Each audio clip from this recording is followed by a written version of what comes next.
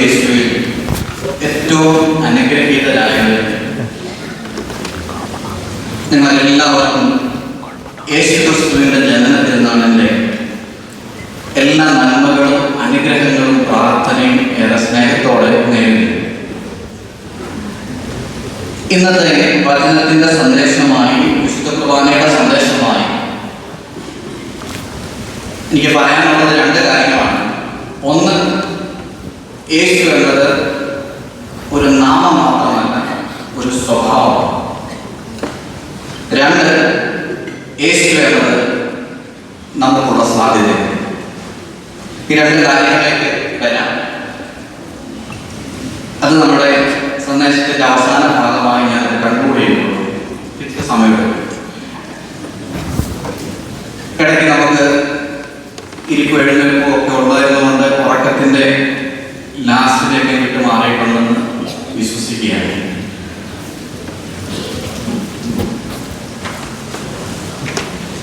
ഇതുപോലെ ഒരു രാത്രിയിൽ, കുളിരണിയ രാത്രി, നമ്മളായിരിക്കുന്ന ഈ ദേവാലയത്തിന്റെ ചുവരിന് തൊട്ടപ്പുറത്ത് മറിയത്തിന്റെ മകനായി യോസേഫിന്റെ സംരക്ഷണയിൽ നമ്മുടെ ദൈവം മനുഷ്യനായി അവതരിച്ചതിന്റെ തിരുനാളാണ് നമ്മൾ ആചരിക്കുന്നത്. ഈ സ്ഥലത്താണ് യേശു ജനിച്ചതെന്ന് യേശുവിന്റെ ജനനത്തിന് 700 വർഷങ്ങൾക്ക് മുമ്പ് യെശയ്യായി, 650 വർഷങ്ങൾക്ക് മുമ്പ് മിക്ക പ്രവാചകനും പ്രവചിച്ചു. ഈ പ്രവചനത്തിന്റെ അർത്ഥം തിരിച്ചറിഞ്ഞ രക്ഷകന്റെ വരവ് നമ്മൾ പാട്ട് പാടുന്നത് പോലെ കണ്ണും കണ്ണും കാത്തിരുന്നു, കാതും കാതും കേട്ടിരുന്നു, യേശു ജനിക്കുമെന്ന് പ്രതീക്ഷിച്ചിരുന്നു. പക്ഷേ ജനിച്ചപ്പോൾ എല്ലാ പ്രതീക്ഷകളെയും തകിടം മറിച്ചുകൊണ്ടാണ് യേശു ജനിച്ചത്. രാജകുമാരനായി രാജകൊട്ടാരത്തിൽ ജനിക്കുമെന്നും കുതിരപ്പുറത്ത് സവാരി ചെയ്യുന്ന രാജാവിനെ പോലെ അവൻ വിവരിക്കുമെന്നും ശത്രുക്കളുടെ മേൽ അവൻ പടയോട്ടം നടത്തുമെന്നും വിചാരിച്ചിരുന്നവരുടെ ഇടയിൽ ഇടമില്ലാത്ത സത്രത്തിൽ തൊഴുത്തിൽ ഇടം കണ്ടെത്തി കീറ്റത്തുള്ളി കൊണ്ട് പൊതിയപ്പെട്ട് മറിയത്തിന്റെ സംരക്ഷണയിൽ അവൻ പിറന്നു. ഈ ജനനത്തിരുന്നാൾ നമ്മൾ ആചരിക്കുമ്പോൾ പ്രിയപ്പെട്ടവരെ വിചാരിക്കരുത്, ദൈവം നമ്മുടെ പ്രതീക്ഷയ്ക്കൊത്ത് പ്രവർത്തിക്കുന്ന, നമ്മൾ നമ്പർ കുത്തുന്ന പൈസ തരുന്ന ATM കൗണ്ടർ പോലെയാണ്. നമ്മുടെ എല്ലാ പ്രതീക്ഷകളെയും തകിടം മറിക്കുന്നതാണ് ദൈവത്തിന്റെ പദ്ധതി. ഓർത്തു നോക്കിക്കേ, 14, 15 അല്ലെങ്കിൽ 16 വയസ്സ് പ്രായമുള്ള മറിയം എന്നൊരു പെൺകുട്ടി അക്കാലത്ത് വിവാഹത്തിന് സമ്മതമറിഞ്ഞു. ഈ സമ്മതമറിഞ്ഞപ്പോൾ തന്നെ വിവാഹം കഴിക്കാൻ ആഗ്രഹിക്കുന്ന വരന്റെ അടുക്കൽ, യോസേഫിന്റെ അടുക്കൽ പറഞ്ഞു, ഞാനും ദൈവവും തമ്മിലൊരു ഉടമ്പടിയുണ്ട്, ഞാൻ എന്റെ കന്യാകാത്വത്തിൽ ജീവിതാവസാനം വരെ ആയിക്കൊള്ളാമെന്ന്, കന്യാകാത്വത്തിൽ ജീവിച്ചുകൊള്ളാമെന്ന് ഉടമ്പടി ഉണ്ടെന്ന് പറയുമ്പോൾ യോസേഫ് പിതാവ് പറഞ്ഞു, നിനക്ക് ഞാൻ സഹോദര തുല്യനായിരിക്കും. അങ്ങനെ വിവാഹ ഉടമ്പടി ചെയ്ത അവളുടെ അടുക്കൽ ഗബ്രിയേൽ മാലാഖ വന്ന് പറഞ്ഞു, നീ ഗർഭിണിയാകും.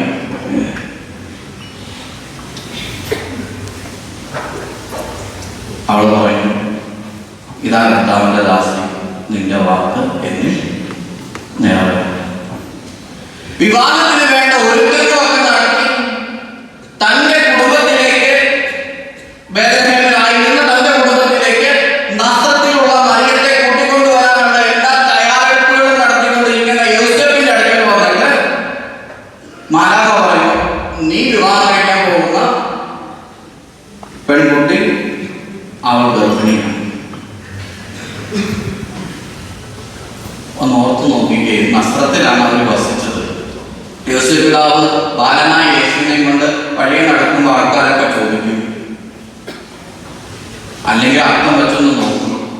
കണ്ടിട്ടൊരു ഷേപ്പും തോന്നുന്നില്ല.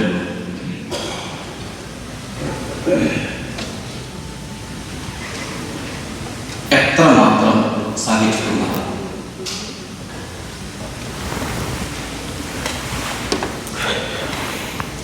യോസേഫ് ദൈവത്തോട് ചേർന്നു, മറിയം ദൈവത്തോട് ചേർന്നു. യേശുക്രിസ്തു ജനിച്ചപ്പോൾ, ഈശോ ജനിച്ചപ്പോൾ ഈ ബേത്ലഹേമിന് അടുക്കൽ കഴിഞ്ഞ 13-ാം തീയതി ഇവിടുന്ന് കുർബാനയൊക്കെ കഴിഞ്ഞ് യാത്ര ചെയ്ത് നമ്മളൊക്കെ സന്ദർശിച്ചിട്ടുള്ള സ്ഥലമാണ് ഇവിടുത്തെ ആട്ടിടയന്മാരുടെ ഭൂപ്രദേശം ആഖ്യാനം. അവിടെ ഉറങ്ങിക്കൊണ്ടിരുന്ന ആട്ടിടയന്മാരെ തട്ടി ഉയർത്തി മാതാവ് പറയുന്നു, എഴുന്നേറ്റേ.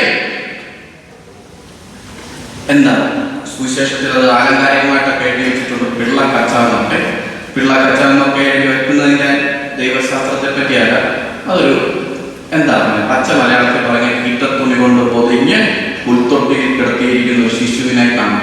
ആട്ടിടയന്മാരെ പറഞ്ഞ് നമുക്ക് എഴുന്നേറ്റ് ബേത്ലഹേമിലേക്ക് പോകാം. എവിടെയോ ആയിരുന്ന 3 ജ്ഞാനികൾ അവരുടെ അടുക്കൽ വന്നിട്ട് പറഞ്ഞു, ഒരു നക്ഷത്രം കാണും. അവരുടെ മനസ്സിൽ തോന്നുകയാണ് നക്ഷത്രം കാണും, ഈ കിഴക്കിരിക്കുന്ന നക്ഷത്രത്തെ തേടി പോകണം. ഇങ്ങനെ മറിയവും യൗസേപ്പും ആട്ടിടയന്മാരും ജ്ഞാനികളുമൊക്കെ ദൈവത്തിന്റെ പ്രതീക്ഷയോടെ, സകല മാനവ ചിന്തയെയും തകിടം മറിക്കുന്ന ദൈവത്തിന്റെ പ്രതീക്ഷയോട് ചേർന്ന് നിന്നപ്പോൾ സംജാതമായതാണ് ഇന്നത്തെ തിരുനാളിൽ ആധാരം. ഇന്നത്തെ തിരുനാളിനാണ്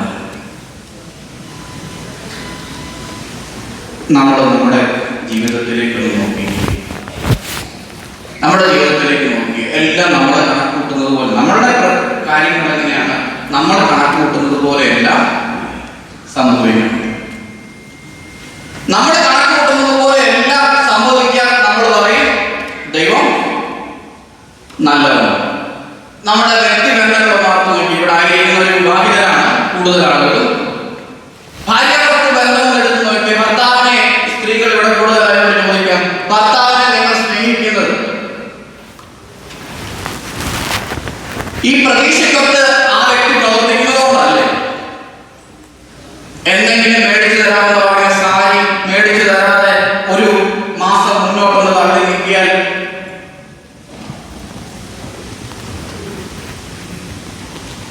അല്ലെങ്കിൽ കൊമ്പമീശക്കാരനെ കിട്ടുമെന്നാണ് പ്രതീക്ഷിച്ചത്, കിട്ടിയത് കൊടിമീശക്കാരനെയാണ്. ജീവിതകാലം മുഴുവൻ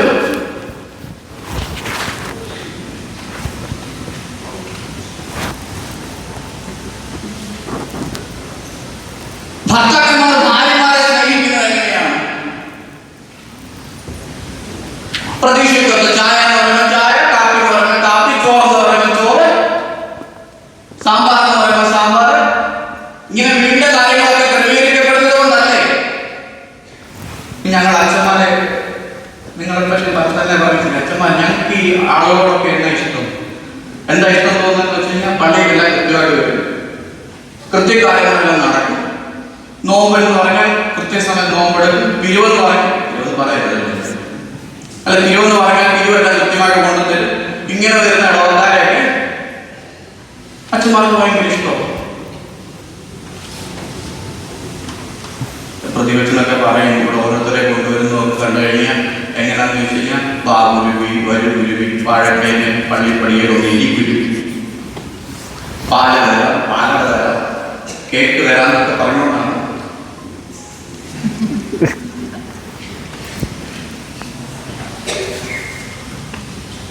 നിങ്ങൾക്ക് അച്ഛന്മാരെ ഇഷ്ടപ്പെടുന്ന എങ്ങനെ? പിരിവൊന്നും പറയരുത്. ഒന്നാമത്തെ നിബന്ധന. അച്ഛൻ എത്ര പ്രായമായാലും കുഴപ്പമൊന്നുമില്ല, ചെറുപ്പക്കാരനായാലും കുഴപ്പമൊന്നുമില്ല, നമ്മളെ ഇഷ്ടപ്പെടുന്നു. അച്ഛ കുർബാന ചൊല്ലാലും, അച്ഛ ഒന്ന് കുമ്പസാരിക്കണം, ചെയ്യാം. അച്ഛ ഒന്ന് പ്രാർത്ഥിക്കണം. അച്ഛ ഇപ്പൊ ഒന്ന് വെച്ചിരിക്കണം, അല്ലെങ്കിൽ ഇച്ചിരി തിരക്കുണ്ടെന്ന് പറയും. ഇങ്ങനെ നമ്മുടെ പ്രതീക്ഷകൾ പുറത്തു നിൽക്കുന്ന കാലത്തോടെല്ലാം നമുക്ക് സ്നേഹമാണ്. നമ്മുടെ പ്രതീക്ഷകൾക്ക് അപ്പുറത്തേക്ക് ഒരാളുടെ ജീവിതം മാറിയാൽ, നമ്മുടെ കണക്കൂട്ടുകൾക്ക് അപ്പുറത്തേക്ക്, അത് ഭർത്താവായാലും ഭാര്യയായാലും മക്കളായാലും മാതാപിതാക്കളായാലും, പ്രതീക്ഷയ്ക്ക് അപ്പുറത്തേക്ക് ഒരാളുടെ പെരുമാറ്റത്തിൽ ഒരു മാറ്റം ഉണ്ടായാൽ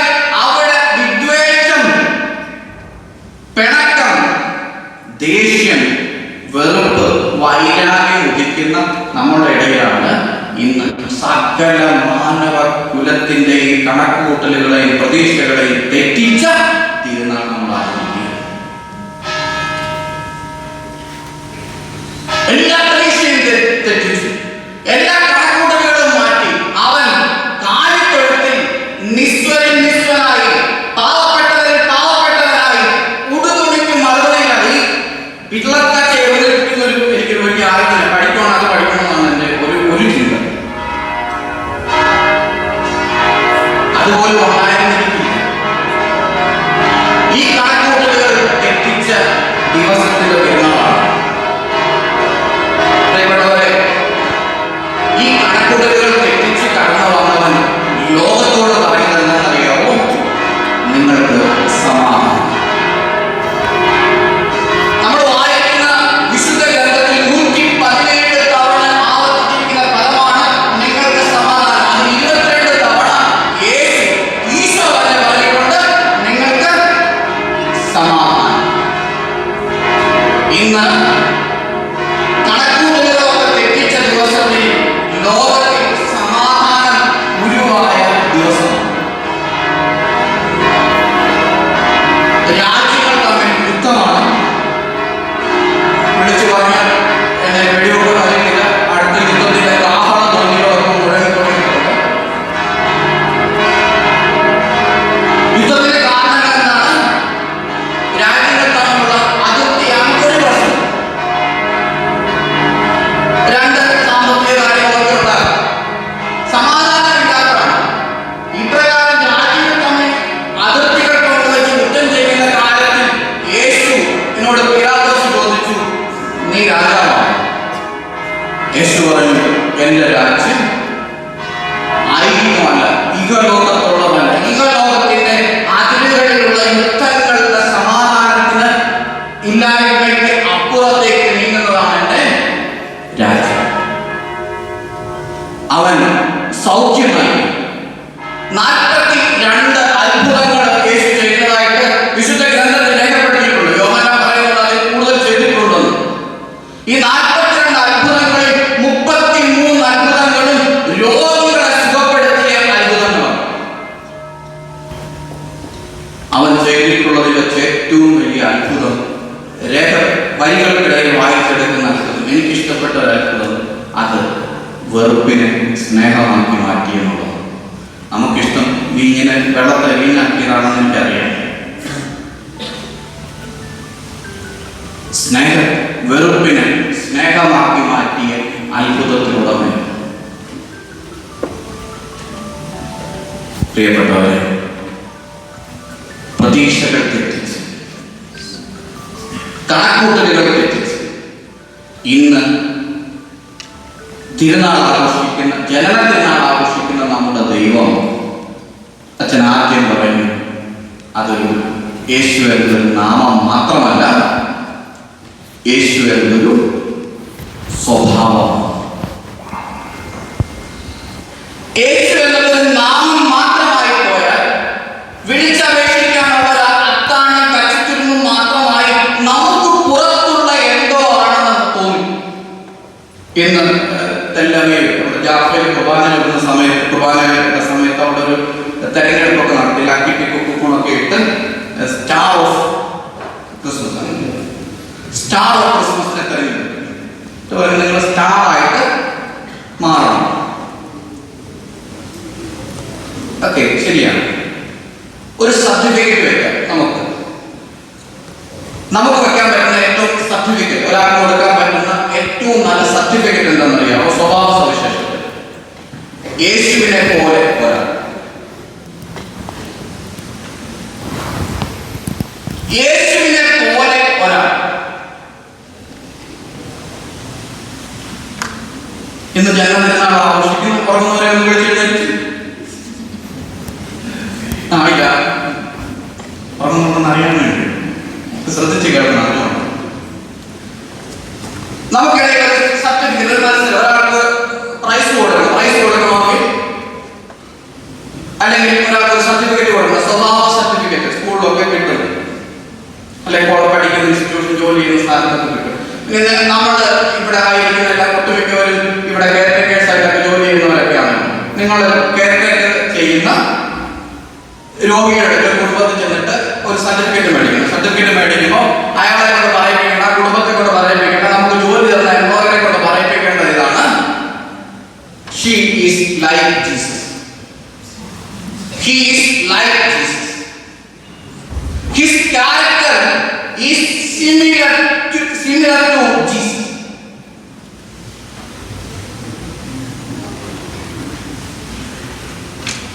ഇതാണ് പൗലോസ് ഇന്നത്തെ ലേഖനത്തിൽ പറയുന്നത്. നിങ്ങൾ യേശുക്രിസ്തുവിൽ ജ്ഞാനസ്നാനം സ്വീകരിച്ചതുകൊണ്ട് യേശുക്രിസ്തുവിൽ ഉള്ളവരായിരിക്കുന്നു, യേശുക്രിസ്തുവിൽ ഉള്ളവരായിരിക്കുന്നു. നമുക്കിത് അന്യം നിന്ന് പോകുന്നത് കൊണ്ടാണ് നമ്മളെ ആത്മീയമില്ലാത്തത്. ഇന്ന് ഊശി തറയ്ക്കാൻ വേണ്ടി പിടിച്ചോണ്ട് പോയാൽ ആദ്യം നമ്മളെ പിടിച്ചോളൂ, ക്രിസ്ത്യാനികളെ പിടിച്ചോളൂ. ആയതുകൊണ്ട് യേശുക്രിസ്തു എന്നതൊരു യേശുക്രിസ്തു എന്നതൊരു സ്വഭാവമാണ്. യേശുക്രിസ്തു എന്നത് നമുക്ക് ഉള്ളൊരു സാധ്യതയാണ്. എന്നെ തന്നെ ബാധിക്കുന്നതാണെന്ന് എനിക്കറിയാം. ഞാൻ എന്നെ തന്നെ പ്രതിയാക്കിക്കൊണ്ടാണ് ഈ പ്രശ്നം പറയുന്നത്. കാരണം ചോദ്യം എന്റെ നേരെ അതാണല്ലോ വചനത്തിന്റെ പ്രത്യേകത. വചനം അത് ഇരുതല വാളിനേക്കാൾ മുറിച്ചുള്ളതാണ്, ഇരുതല വാൾ പോലെ മുറിച്ചുള്ളതാണ്. അത് പറയുന്നവനെ മുറിവേൽപ്പിക്കും. നമുക്ക് നക്ഷത്രങ്ങളിടാം, സ്റ്റാർ തൂക്കാം, ക്രിസ്മസ് ട്രീ ഒരുക്കാം, പുൽക്കൂട ഉണ്ടാക്കാം, അതിൽ മറിയത്തിന്റെ യേശുവിന്റെയും രൂപങ്ങളും ഒക്കെ വെക്കാം. പക്ഷേ നാം ആയിത്തീരേണ്ട ഒരു സാധ്യതയുണ്ട്. നമ്മൾ ആർജിച്ചെടുക്കേണ്ട ഒരു സ്വഭാവമാണ്. നമ്മൾ ആർജിച്ചെടുക്കേണ്ട സ്വഭാവത്തിന്റെ പേരാണ് യേശു. നമ്മൾ ആയിത്തീരേണ്ട സാധ്യതയുടെ പേരാണ് യേശു. ഇത് നമുക്കൊരു പ്രാർത്ഥന നിയോഗം സമർപ്പിക്കാനുള്ള ഒരു അവസരം മാത്രമല്ല. നമ്മൾ പ്രാർത്ഥന വെക്കേണ്ട രൂപക്കൂട്ടി വെക്കേണ്ട ഒരു രൂപം മാത്രമല്ല. നമ്മൾ തിരികത്തിച്ച് വെക്കേണ്ട ഒരു ആരൂപമല്ല. നമ്മൾ ആയിത്തീരേണ്ട സാധ്യതയാണ് എന്ന് തിരിച്ചറിയാൻ, നമ്മൾ ആർജിച്ചെടുക്കേണ്ട സ്വഭാവമാണെന്ന് യേശു എന്ന് തിരിച്ചറിയാൻ സാധിക്കാത്ത മൂന്നിടത്താണ് നമ്മുടെ പരാജയം.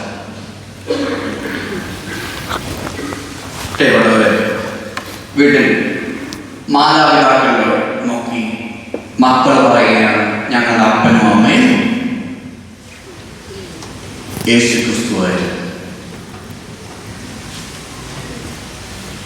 മക്കളെ നോക്കി മാതാപിതാക്കൾ പറയുകയാണ്, ഞങ്ങളുടെ മക്കൾ യേശുക്രിസ്തു.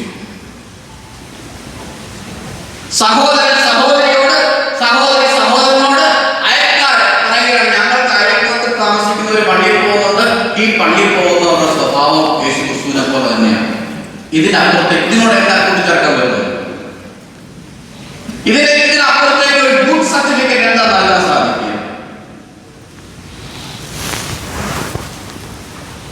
നമുക്ക് ചരിത്രമൊക്കെ പറയാം. 2025 വർഷങ്ങൾക്ക് മുമ്പ് ബേത്ലഹേമിലെ പുൽത്തൊട്ടിൽ മറിയത്തിന്റെ മകനായി യോസേഫിന്റെ സംരക്ഷണയിൽ ജനിച്ച യേശുക്രിസ്തു ഈശോ അല്ല.